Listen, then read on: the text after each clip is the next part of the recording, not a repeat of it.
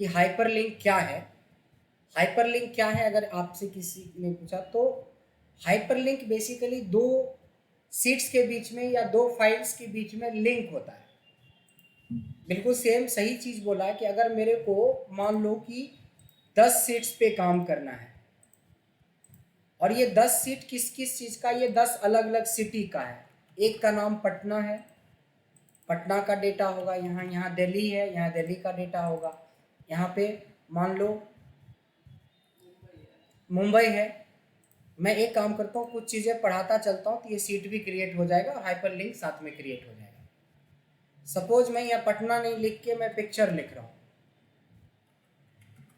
अगर मैंने बोला कि एक सीट है जिसपे मैं पिक्चर क्लियर करवाना चाहता हूँ, तो पिक्चर कहाँ से मिलता है? तो पिक्चर होता है आपके इंसर्ट में। देखो यहाँ पे पिक्चर आपको मिलेगा, पिक्चर पे क्लिक करेंगे तो आपसे पूछेगा पिक्चर कहाँ से लेना चाहते हो। मैंने बोला इसी डिवाइस में से लेना है, तो मैं डेस्कटॉप बताता हूँ। तो डेस्कटॉप पे मेरे को एक पिक्चर मिल गया और इंसर्ट कर लिया हमने पिक्चर।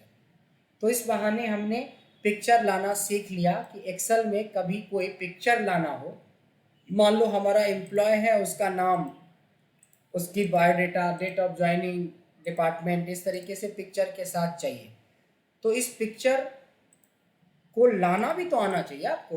तो इंसर्ट में जाके इंसर्ट पिक्चर कर दिया तो पिक्चर आ गया। अब हमने पिक्चर तो इंसर्ट कर लिया, इस पिक्चर के साथ हम क्या क्या कर सकते हैं, राइट? इस पिक्चर के साथ क्या क्या कर सकते हैं इसको समझते हैं। हम इस पिक्चर को रीसाइज कर सकते हैं,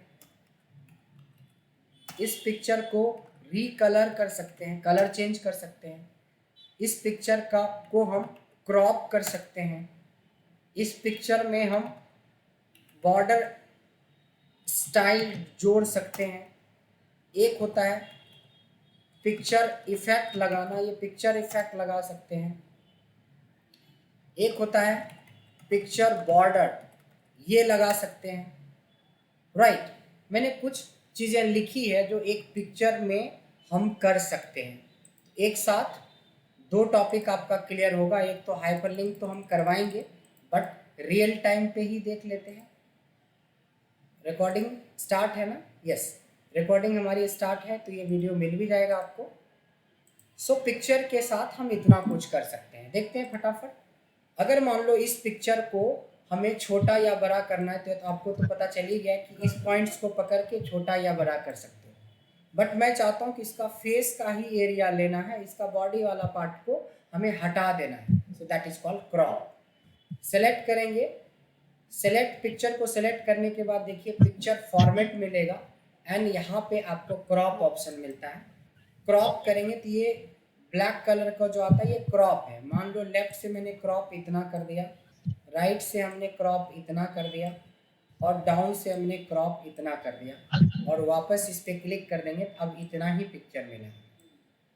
ठीक है, मैं इस पिक्चर का कॉपी पेस्ट कर लेता हूँ, यानी पिक्चर को हम कॉपी पेस्ट करके मल्टीपल पिक्चर भी बना सकते हैं। तो ये भी बात तो एक छोटा सा टॉपिक ही बन गया, पिक्चर का कॉपी एंड पेस्ट भी कर सकते हैं, मल्टीपल कॉपी बना सकते हैं, राइट? इसी का तो आप लोगों को कॉपी पेस्ट करके 80 रुपये में 6 कॉपी दे देता है और 5 मिनट में प्रिंट करके देता है, बट उसकी बात नहीं कर रहे फिलहाल। रीसाइज आपने समझ लिया। अब रीकलर की बात करते हैं। रीकलर मतलब इसके अभी चारों एक ही कॉपी है तो सबके फेस का कलर सेम है। मैं थोड़ा चेंज करके दिखाता हूँ। सेलेक्ट करा, पिक्चर फॉर्मेट में देखो कलर ऑप्शन होता है, जहाँ पे आप इनको थोड़ा और गोरा बना सकते हो। नहीं, ये देखिए थोड़ा और गोरा बनाना है, गोरा बनाने के लिए ऐसा करेंगे। गोरा तो नहीं बना, कुछ और ही बन गया, बट कोई बात नहीं। ग्रीनिश बनाना है तो ये करें, इसको ब्लैक एंड वाइट पिक्चर बनाना है तो ये सेलेक्ट करें। नहीं तो इस तरीके से आप पिक्चर के ऊपर रीकलर वगैरह का यूज कर सकते हैं। क्रॉप का आपने ऑलरेडी यूज देख लिया है। नाउ कम टू कि एक पिक्चर में पिक्चर बॉर्डर क्या होता है।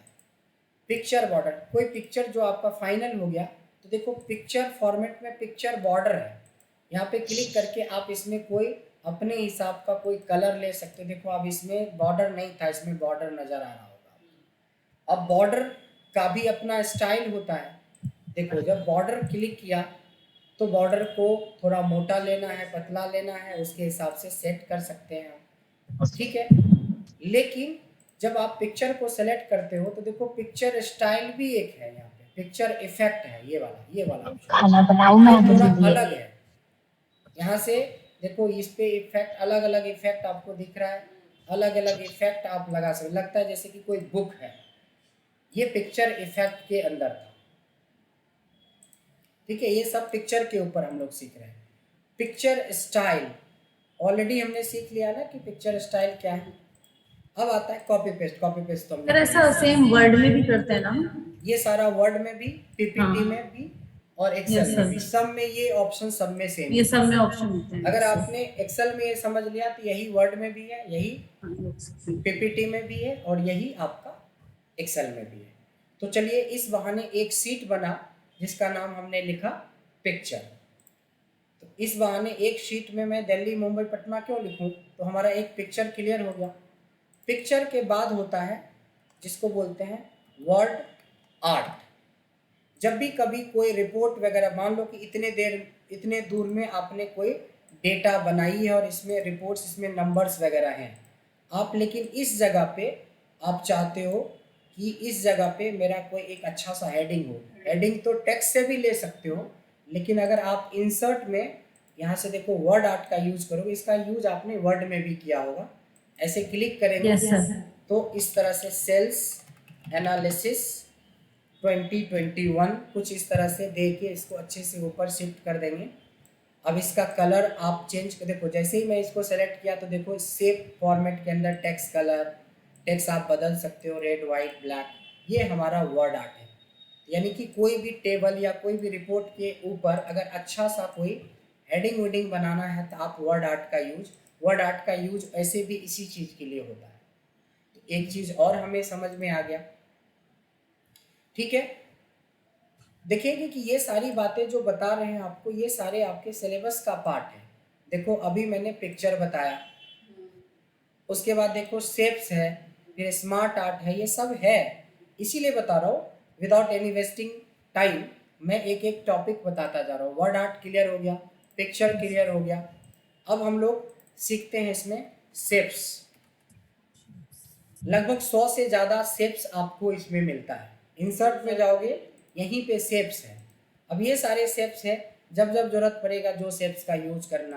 कभी आपको रेक्टेंगल का ज़रूरत पड़ेगा, कभी आपको एरो का ज़रूरत पड़ेगा, कभी आपको सर्कल का ज़रूरत पड़ेगा, जो भी शेप चाहिए ले सकते हैं।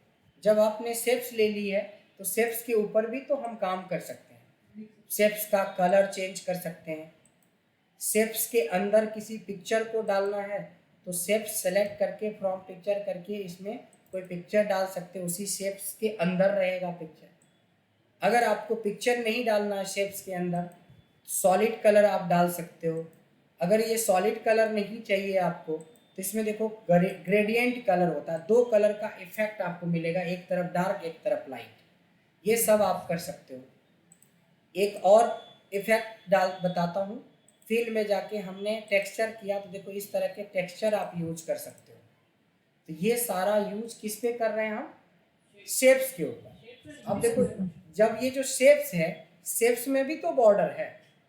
फिर जब हम शेप्स में जाएंगे तो शेप्स का आउटलाइन का कलर बदल सकते हैं, आउटलाइन की विड्थ बदल सकते हैं, आउटलाइन के विड्थ का स्टाइल बदल सकते हैं। ये देखिए थोड़ा ऐसा टेरा मेरा स्टाइल है।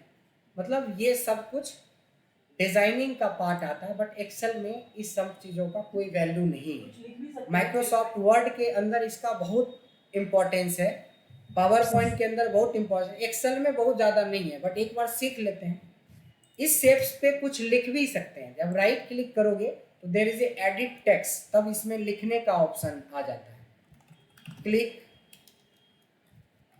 हेयर, कुछ ऐसा लिखा। अब इस चूंकि ये टेक्स्ट है तो टेक्स्ट का कलर बढ़ा सकते हैं, टेक्स्ट का को बीच में कर सकते हैं, सेंटर में कर सकते हैं, कुछ भी टेक्स्ट किसी भी पे राइट क्लिक एडिट टेक्स्ट करके कुछ भी आप अपने ज़रूरत के हिसाब से लिख सकते हैं। तो मोटा मोटी शेप्स के साथ ये सब काम कर सकते हो, वर्ड आर्ट के साथ ये सब काम कर सकते हो, पिक्चर के साथ ये काम। जो अब मैं बताने वाला हूँ ये बहुत ज़्यादा इम्पोर्टेंट है। इसको बोलते हैं हम लोग स्मार्ट आर्ट। क्या बोलते हैं? स्मार्ट आर्ट बोलते हैं। स्मार्ट आर्ट क्या होता है कि जब भी किसी कंपनी में प्रोसेस वगैरह बनता है, पीपीटी वगैरह बनता है, किसी को प्रपोजल वगैरह बनाया जाता है, तो काफ़ी अच्छे इसमें स्मार्ट आर्ट दे रखे हैं। देखिए यहाँ स्मार्ट आर्ट के नाम से रहेगा, ठीक है। इसमें कुछ डिज़ाइंस बने हैं प्रोसेस का, साइकिल का, अलग अलग है।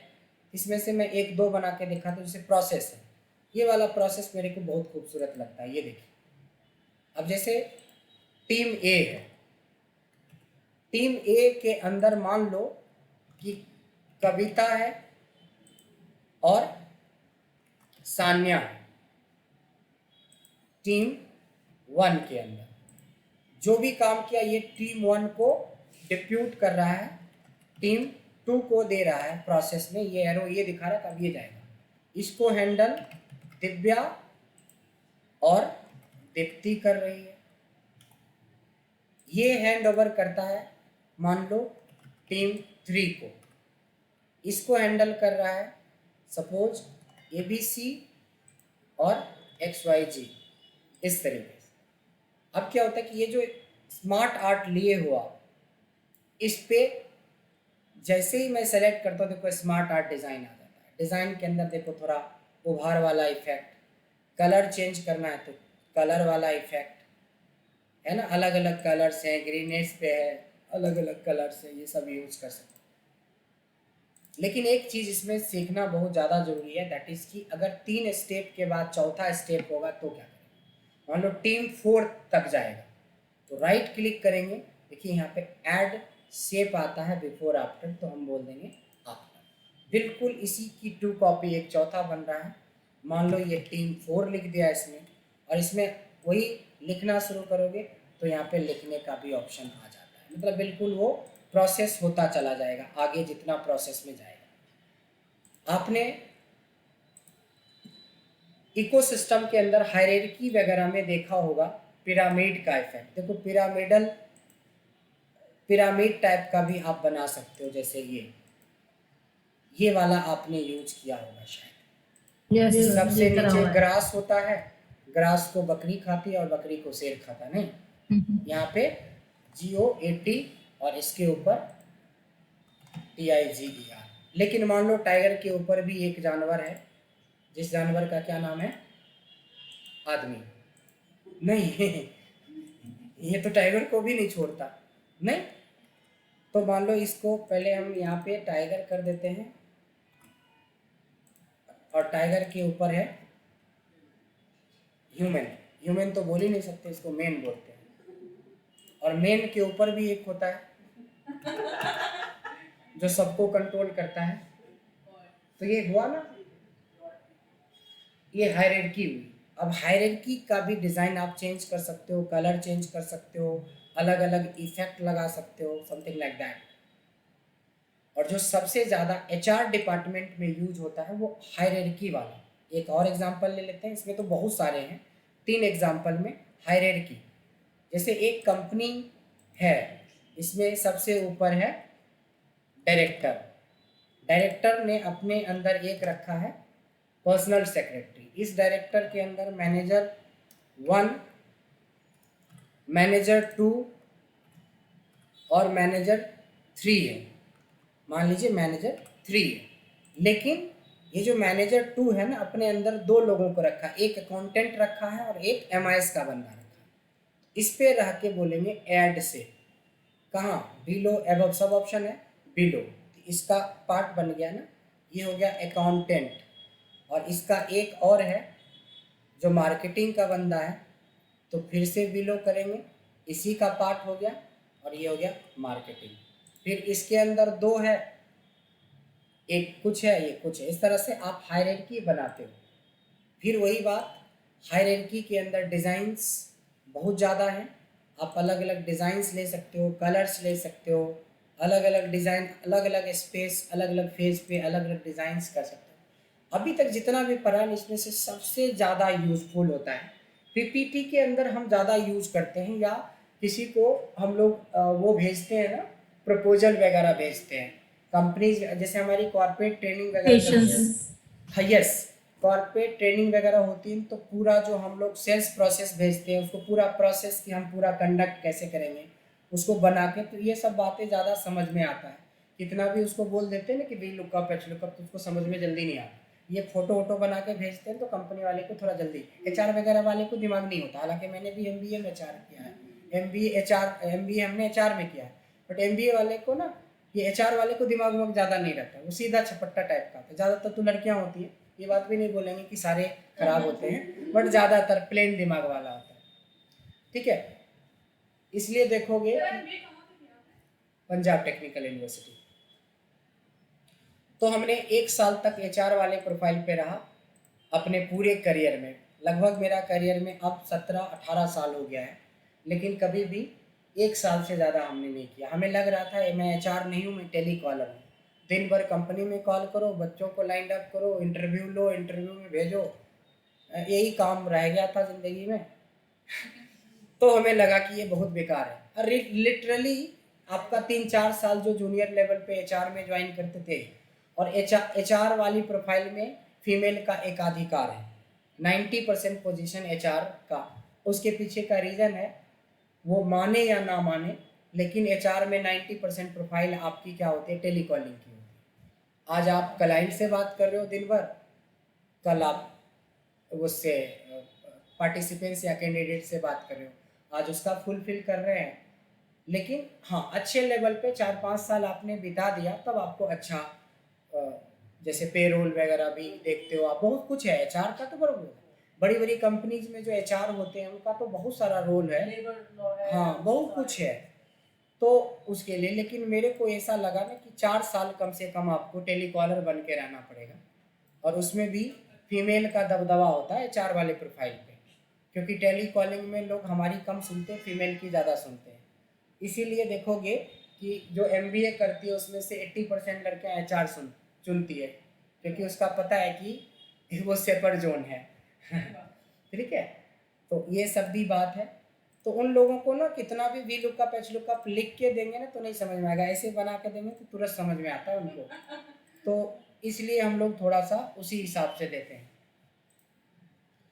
ऐसा मेरे साथ पहले भी हुआ है। हमारी एक डायरेक्टर थी जो फीमेल थी, उसको रिपोर्ट में से ये नहीं मतलब होता था कि कंपनी घाटा में जा रही है नफ़ा में जा रही है, उसको ये मतलब था कि आपने पिंक कलर क्यों नहीं डाला, इसमें पर्पल क्यों नहीं डाला, इसके वजह से हमारा पूरा रिपोर्ट ख़राब दिख रहा है।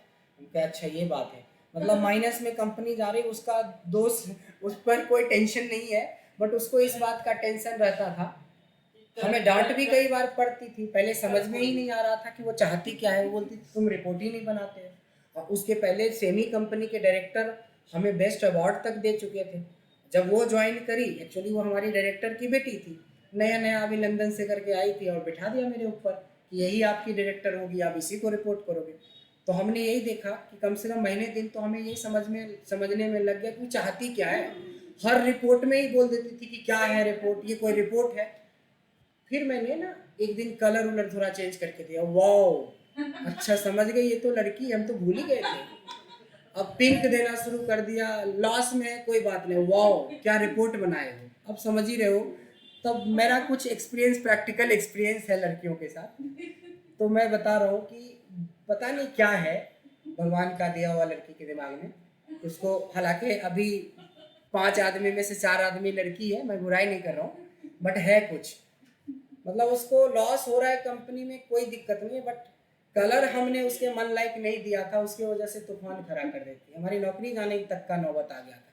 पिछले साल हमें बेस्ट अवार्ड मिला था और उसके ज्वाइन करते नौकरी जाने की नौबत आ गई थी। बाद में पता चला कि अच्छा जिसको तो पिंक और गुलाबी चाहिए, तो मैंने देना शुरू किया, तो फिर बहुत ऑफर करती थी बाद में फिर है ना, ऑफिस से बाहर का भी ऑफर मिल जाता था। हाँ, तो ऐसा होता है, नो वरी तो ये था स्मार्ट आर्ट। तो देखिए पिक्चर किया, वर्ड आर्ट किया, शेप्स किया, स्मार्ट आर्ट भी कर ही लिया। एक आध टॉपिक और इसमें से देखते हैं। देखिए इसमें हमने पिक्चर से लेके शेप्स, स्मार्ट आर्ट कर लिया, सिंबल और इक्वेशन ये कर लेते हैं, सिंबल और इक्वेशन, ठीक है, ये 2 चीज़ें कर लेते हैं, फिर हम लोग हाइपरलिंक पे आ जाएंगे। एक होता है सिंबल जो बहुत कम यूज होता है, एक इक्वेशन, इसकी भी हमें नहीं के बराबर जरूरत है, नहीं के बराबर। हम तो ये बोल सकते हैं कि सिंबल तो कुछ हद तक कभी कभी यूज हो भी जाता है, बट इक्वेशन का बिल्कुल यूज नहीं होगा। देखिए सबसे पहले मैं कि हमारे पास इंसर्ट में सिंबल नाम का डायरेक्ट है टैब, उसमें से दुनिया के हर एक सिंबल आपको मिल जाएंगे। जैसे ये डेंजर का है, इंसर्ट कर लो मिल जाएगा। सीजर का है, इंसर्ट कर लो मिल जाएगा। माउस का है, इंसर्ट कर लो मिल जाएगा। टेलीफोन का है, मिल जाएगा। एक्चुअली ये जो है ना, ये टेक्स्ट है, तो आप जब जाओगे ना तो ये टेक्स्ट से ही कंट्रोल होता है, बड़ा होगा टेक्स्ट से। इसका कलर चेंज करना है सपोज, तो ये देखो अगर मैं इसको टेलीफोन को चाहता हूँ कलर करना रेड से तो रेड हो जाएगा, सीजर को चाहता हूँ ब्लू से तो ब्लू बन जाएगा।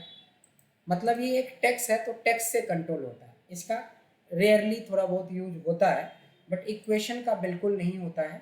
फिर भी देख लीजिए सिंबल्स के अंदर ही एक इक्वेशन का दिया। देखो जो लोग मैथमेटिक्स में जो क्वेश्चन सेट्स वगैरह बनाते हैं केमिस्ट्री में, मैथमेटिक्स में, तो उन लोग के लिए, तो हम लोग वो काम करने के लिए थोड़ी ना एक्सेल कर रहे हैं, हम लोग तो एनालिस्ट बनेंगे। तो हमें आप यही समझ लो कि 99% इसकी कोई ज़रूरत ही नहीं, 99 की मैं तो बोलता हूँ 21 साल में हमें ज़रूरत नहीं पड़ी है, तो इसकी पड़ेगी भी नहीं। बट पड़ेगी तो क्या पड़ेगी, ऐसा इंसर्ट करोगे, यहाँ पे लिखोगे क्वेश्चन, यहाँ पे लिखोगे इफ x इक्वल टू 10, है ना, a इक्वल टू 5, k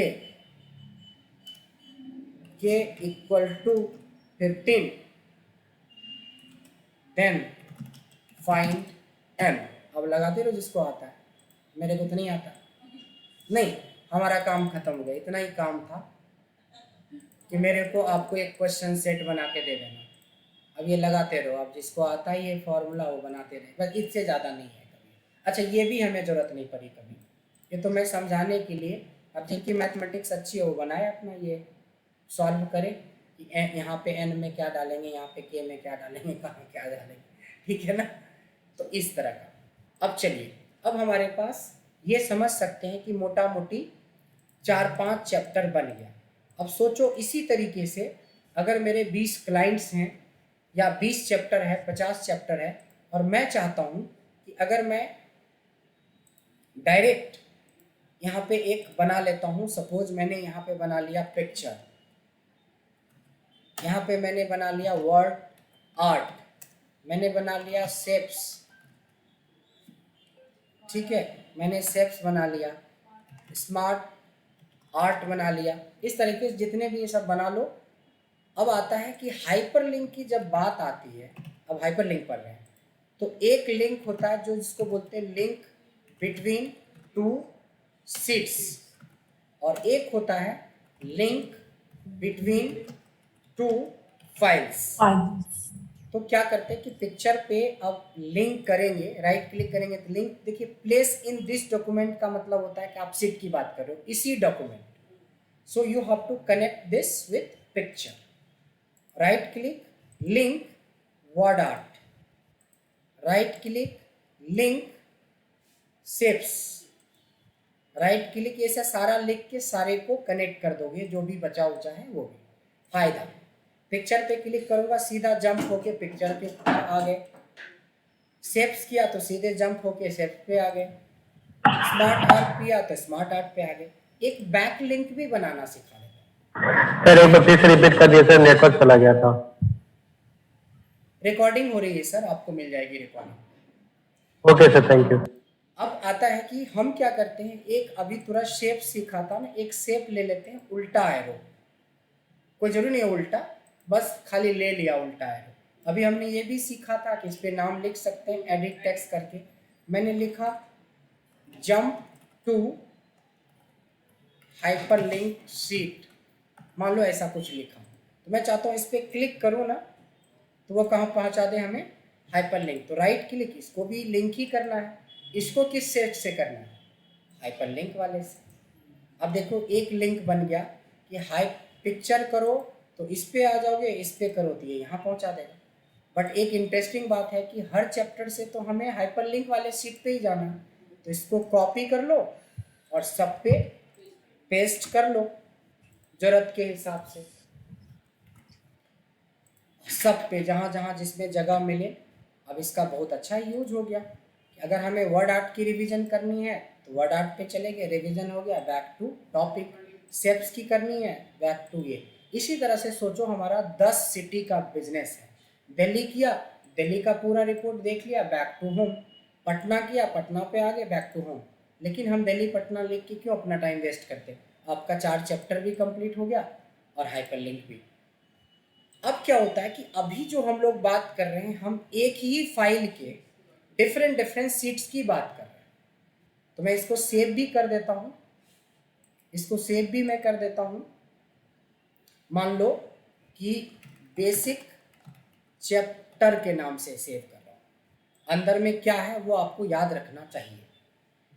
तो अब क्या होता है कि मान लो कि हम तो रोज रोज आपको कुछ ना कुछ सीट्स भेजते हैं, तो आपने क्या किया, डे 1, डे 2, डे 3 करके ऐसा बना लो। जो पहली सीट भेजी होगी उसको राइट क्लिक करो, लिंक करो, बट इस बार हमें सीट से नहीं करना है, इस बार फाइल से करना है। मान लो कि पहली दिन मैंने 1 अप्रैल को एक फाइल भेजी थी, राइट क्लिक किया। मान लो कि दूसरे दिन हमने एक फाइल भेजी थी, तीसरे दिन मैंने एक फाइल। देखो ये अलग अलग फाइल्स हो रहे हैं कनेक्ट। अब आपको कभी रिकॉल करना है कि सर ने क्या पढ़ाया, तो क्लिक करो, देखो तो पता चल जाएगा सर ने ये सब करवाया था। Format as a table, custom list, flash fill, ये सब तो डेली में करवाया था नहीं? तो इस तरीके से आप डे 1 रिवाइज कर लिया। डे 2 में क्या किया था, मान लो एक्चुअल डेटा से आपने कनेक्ट किया होता तो एक्चुअली ये कंडीशनल फॉर्मेटिंग है, तो कंडीशनल फॉर्मेटिंग हमने कर दिया। डे 3 में क्या करवाया था, तो ये तो आप बनाओगे, ये आपके कंप्यूटर में जाके हम थोड़ी ना बनाएंगे, ये आपको बनाना चाहिए day wise. Day wise study report या डे वाइज ट्रेनिंग कर सकते हो। ये सीट वाइज हो गया, नहीं सीट वाइज हो गया। तो सीट वाइज जो कर रहे हो वो लिंक बिटवीन 2 सीट का एग्जांपल है। डे वाइज मान लो एक्सेल पढ़ाते पढ़ाते मैंने चौथा दिन आपको मान लो माइक्रोसॉफ्ट वर्ड पढ़ा दिया, मान लेते हैं, तो कोई बात नहीं है।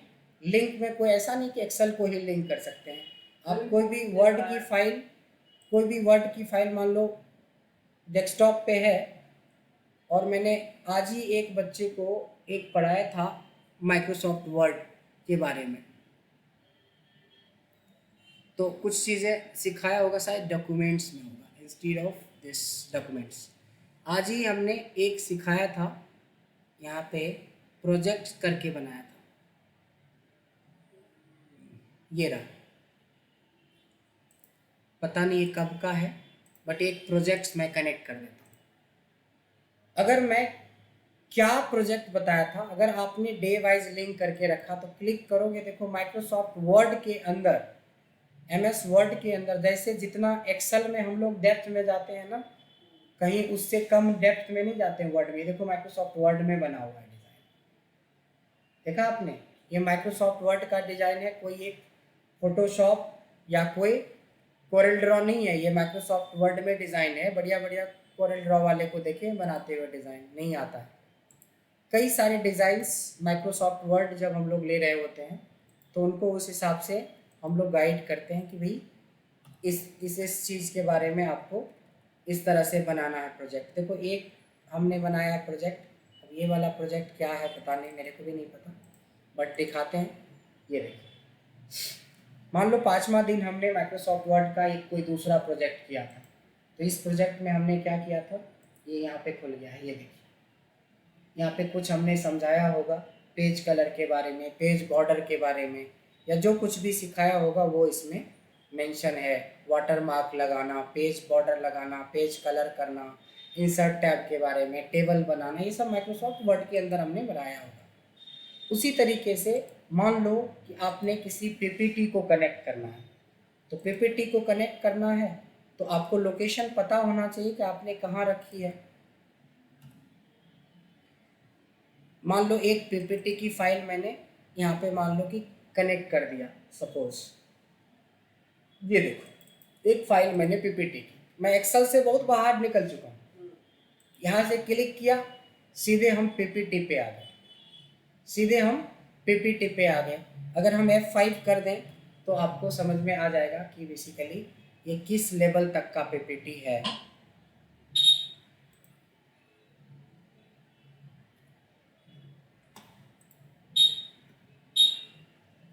ये माइक्रोसॉफ्ट पावर पॉइंट के अंदर ग्राफिक्स लेवल का पीपीटी है, ये कोई बेसिक पीपीटी नहीं है। म्यूजिक का यूज करना, ये सब चीज़ ठीक है। इस तरीके से हम लोग हर चीज़ को हाइपरलिंक से कनेक्ट कर सकते हैं अपनी ज़रूरत के हिसाब से। तो कई सारी चीज़ें हैं, कुछ तो ऐसा इनको हम लोग इन्फोग्राफिक्स में बना देते हैं जो मल्टीमीडिया में भी पॉसिबल नहीं है, बट वो डिपेंड करता है कि कैसे बनेगा, क्या बनेगा, नहीं बनेगा। ठीक है।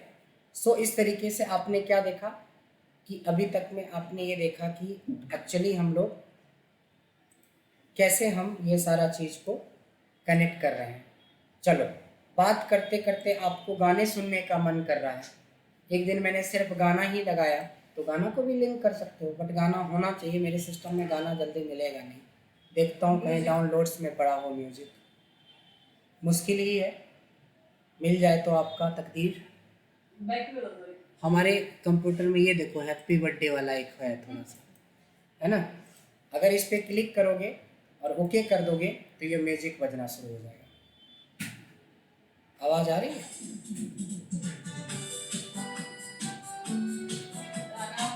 यही गाना है, समझ में आ गया। यानी कि जब हम फाइल की बात करते हैं तो हम किसी भी तरह के फाइल्स को कनेक्ट कर सकते हैं। एक इम्पॉर्टेंट बात और, अगर हम किसी भी तरह का हाइपरलिंक यूज ना करें और डायरेक्ट अगर मैं कोई वेबसाइट का नाम लिख दूं, जैसे www.omnisolutions.co.in, ये मेरी ही वेबसाइट है, इस पर क्लिक करेंगे तो ये सीधे कहाँ हमें ले जाएगा, जंप करके। इसमें कोई हाइपरलिंक बनाने की ज़रूरत नहीं है, सीधे हमारा वो वेबसाइट पे चला गया जिसमें हम आईएसओ में डीलिंग करते हैं। ये इसमें भी मैं फाउंडर हूँ, मेरी 2-3 कंपनी है, सब जगह पे हमने अपना बना रखा है कुछ ना कुछ। ठीक है, तो क्या सीखा हमने? हाइपरलिंक फाइनली सीख लिया। तो अगर मैं इस वाले सीट पे चल के दिखाऊं, सॉरी, इस वाले सीट की बात करूं तो हमारा देखो हाइपरलिंक से लेके इक्वेशन तक हो गया। किसी को कोई डाउट है? तो ये जो छोटी छोटी चीजें होती है ना, ये हमारे बड़े काम का चीज है। सर आपकी आवाज मतलब 99% समझ में नहीं आ रही है, थोड़ा सा आप देखेंगे कि क्या प्रॉब्लम है। जैसे सर आप चैटिंग पे लिख दो, मैं कोशिश करता हूँ समझने का, क्योंकि आपकी आवाज़ मतलब एकदम से वो हो रहा है, किसी को शायद नहीं समझ में आता। किसी को समझ में आया तो बता दो। रेनू आपने समझा कि क्या? बोला कि अगर हम वहाँ से डिलीट कर देते हैं फाइल को जो हमने लिंक करा है, तो वो शो होती नहीं होती है, मे बी शायद उन्होंने ये बोला। हाँ ठीक है, यस आपका तो यस वाला तो समझ में आया और रेनू जी का सारा बात समझ में आया, बट आपका बहुत ज़्यादा इको हो रहा है, थोड़ा आप चेक कर लेंगे सर, ताकि लॉन्ग टाइम के लिए आसान रहे हम लोगों को, ठीक है ना। सो यस बिल्कुल, कि अगर किसी वजह से वो फाइल वहाँ से डिलीट हो जाती है तो लिंक नहीं काम करेगा, या किसी ने नाम चेंज कर दिया तो भी नहीं काम करेगा। स्मार्ट आर्ट में देखो मैंने स्पेस दे रखा था और हमने अब स्पेस डिलीट कर दिया बाद में चल के, तो हाइपरलिंक वाले पेज पे स्मार्ट आर्ट में जाएंगे तो देखो क्या रहा है, रेफरेंस एरर शुरू हो गया। अगर ये फाइल डिलीट हो जाती या रीनेम हो जाता या उसकी लोकेशन शिफ्ट हो जाती तो नहीं, ये होता कि जो आपका एक्चुअल लोकेशन है उसी लोकेशन में जब फाइल उसको मिलेगा तभी वो ओपन होगा, नहीं तो नहीं होगा। तो शीट से वैसे तो हो जाएगी तो भी नहीं कर पाएंगे हाइपरलिंक। क्या चीज़? अगर शीट जैसे जैसे मान लो शेप्स का स्मार्ट आर्ट तरफ कर दिया और स्मार्ट आर्ट को शेप की जगह हमने मूव कर दिया, तो भी अगर हाइपरलिंक पे क्लिक करेंगे जब तो इसके स्पेस हटाने से ये प्रॉब्लम आ गई तो सीट रिमूव करने के बाद तो रिमूव नहीं सर मूव, हाँ नहीं मूव से नहीं प्रॉब्लम आएगी। सपोज ये शेप्स यहाँ पे है लेकिन यहाँ पे कर दिया तो देखिए कोई फर्क नहीं पड़ेगा, शेप्स तो उसको मिल ही जाएगा सीट पे। इंटर खाली नाम नहीं चेंज होना चाहिए, डिलीट नहीं होने चाहिए, तब आपका ये हाइपरलिंक काम करेगा। ये जो छोटा छोटा सा टॉपिक है ना, ये हमें बड़ा बनाता है, तो याद रखेंगे छोटे चैप्टर पे ज़्यादा मेहनत करना है। ये देखिए 35 मिनट्स का एक वीडियो बन गया आपके